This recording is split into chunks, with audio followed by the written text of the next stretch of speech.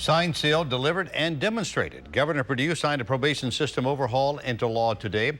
The problems with the system were uncovered last year after the murders of 2 university students in the Triangle. One of the victims, UNC student body president Eve Carson, the other, Abhijit Mahato, a grad student at Duke.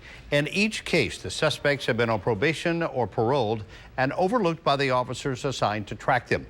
One of the murder suspects in both cases, Lawrence Lovett, who was in the juvenile system, and juvenile records created an additional problem of limited access.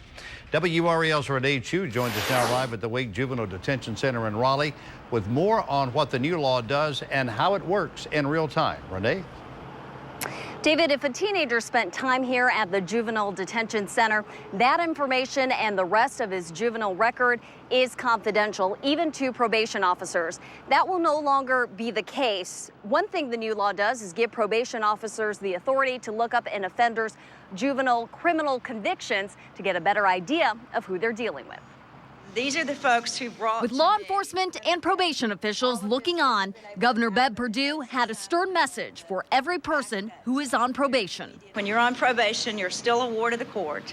You're still a ward of the system, and we'll put you back in a skinny minute if you play outside the box. The bill just signed by the governor arms law enforcement and probation officers with new tools. While on patrol, officers are now able to see if a person is on probation and why, and take the proper precautions. So what might look like as a simple arrest could be the arrest of someone who is a killer in this state.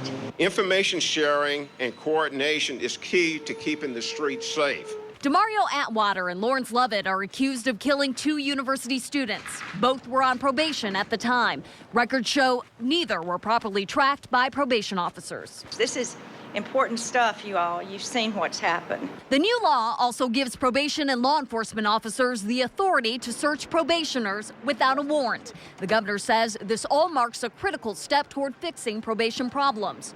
The new head of the state's probation system says more internal changes are coming. We're going through a very thorough review, and we're going to make the changes that we think are necessary to improve services, supervision, and public safety.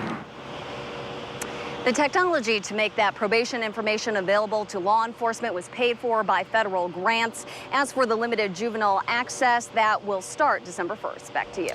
Renee Chu in Raleigh. Thanks, Renee.